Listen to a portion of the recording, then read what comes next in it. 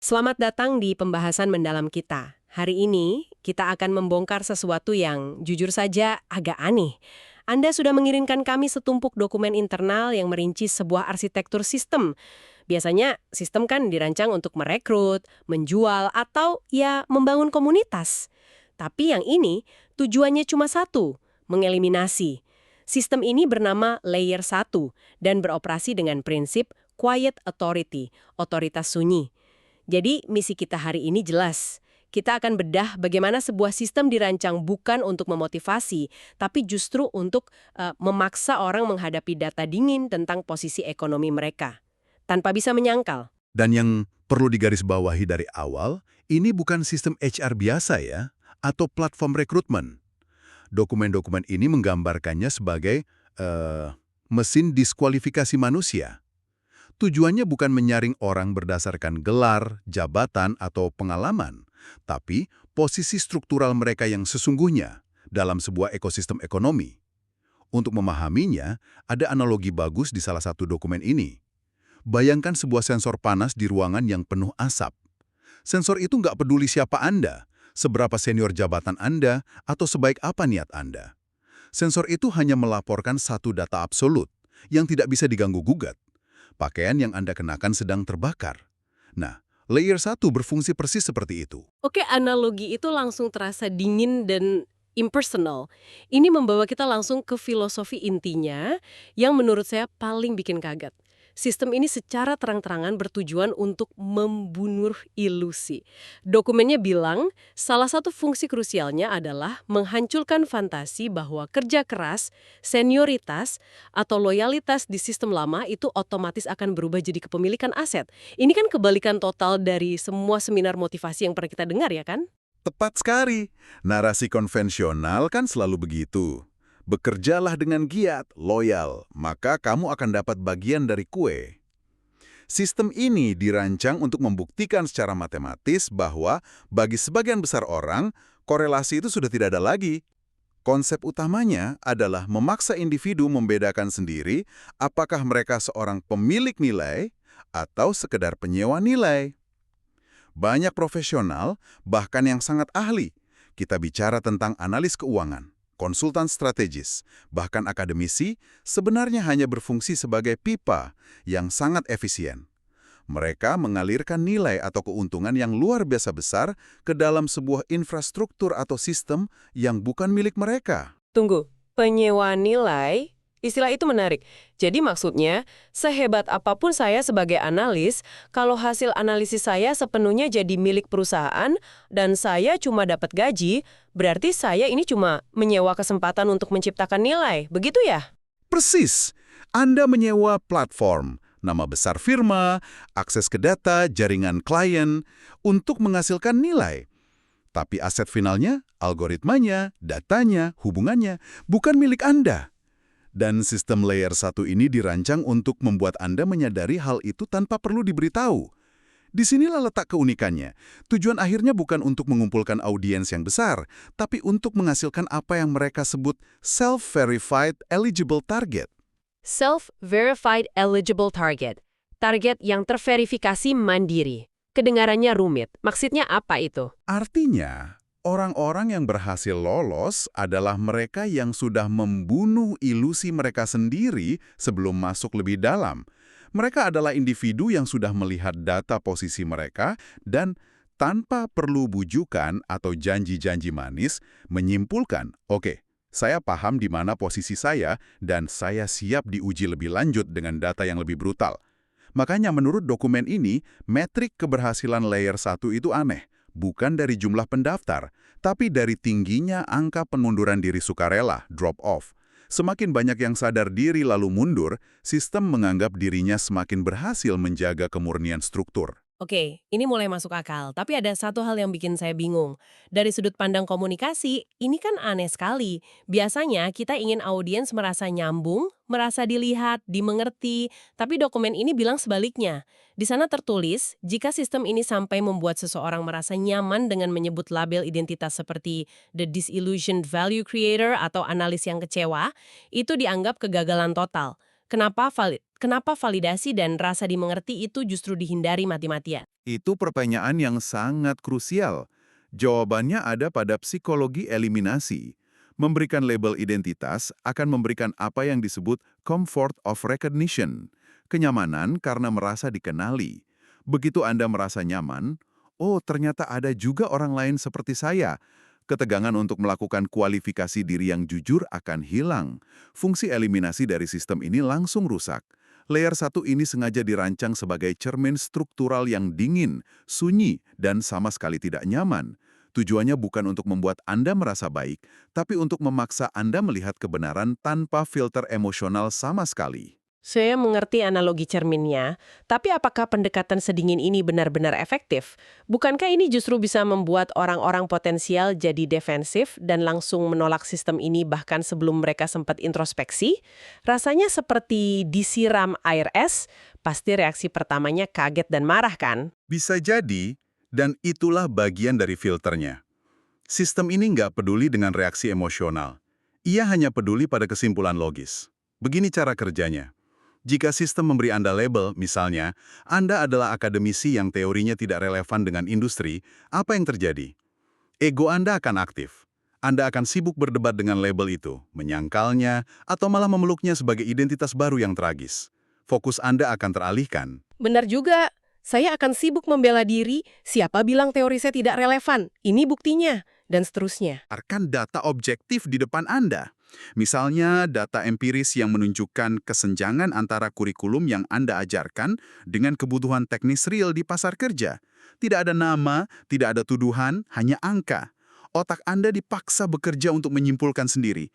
Ini adalah posisi struktural saya. Kesimpulan yang lahir dari dalam kepala Anda sendiri inilah proses self-identification yang menjadi kunci masuk yang sejati. Anda tidak bisa berdebat dengan kesimpulan yang Anda buat sendiri. Jadi label-label itu sebenarnya ada, tapi cuma untuk dapur sistemnya saja.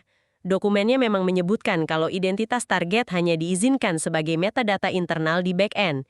Tujuannya agar proses kualifikasi di depan publik tetap steril dan objektif. Betul sekali.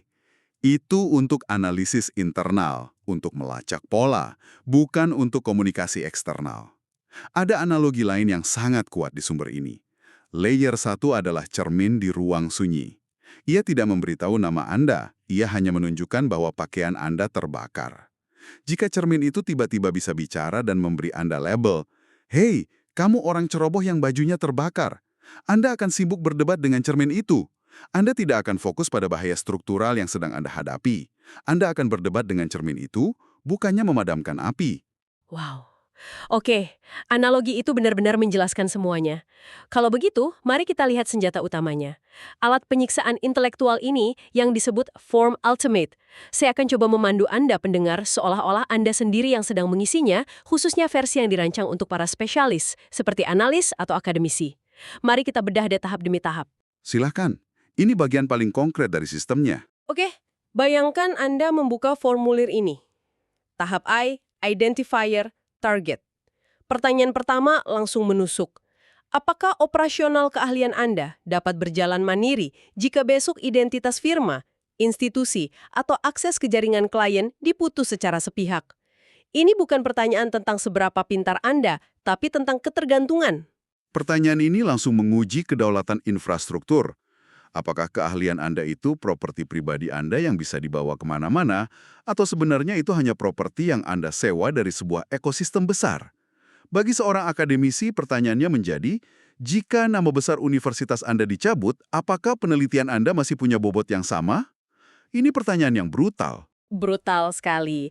Lalu pertanyaan kedua yang sepertinya ditujukan langsung untuk para analis dan peneliti, apakah Anda mengolah data untuk menciptakan aset masa depan yang Anda kuasai, atau Anda hanya seorang sejarawan data yang merekam dan melaporkan masa lalu klien atau fenomena demi fee atau gaji semata? Istilah sejarawan data ini tajam sekali. Karena itu membedakan dua fungsi. Apakah Anda menggunakan data historis untuk membangun sesuatu yang baru, sebuah model, sebuah algoritma yang menjadi milik Anda? Atau tugas Anda hanya berhenti pada melaporkan apa yang sudah terjadi? Sistem ini memaksa subjek mengakui bahwa tugas mengolah data masa lalu tidak sama dengan menciptakan aset untuk masa depan. Oke, setelah identifikasi awal yang sudah cukup membuat mental goyah, kita masuk ke tahap kedua, reality check. Di sini, narasi dan alasan nggak laku. Sistem hanya menuntut angka. Contohnya, ada metrik yang disebut rasio ekstraksi nilai. Benar, Anda diminta menghitung total nilai ekonomi yang bisa dikuantifikasi yang Anda hasilkan untuk klien atau institusi Anda. Misalnya, total penghematan biaya, cost saving, atau pendapatan baru.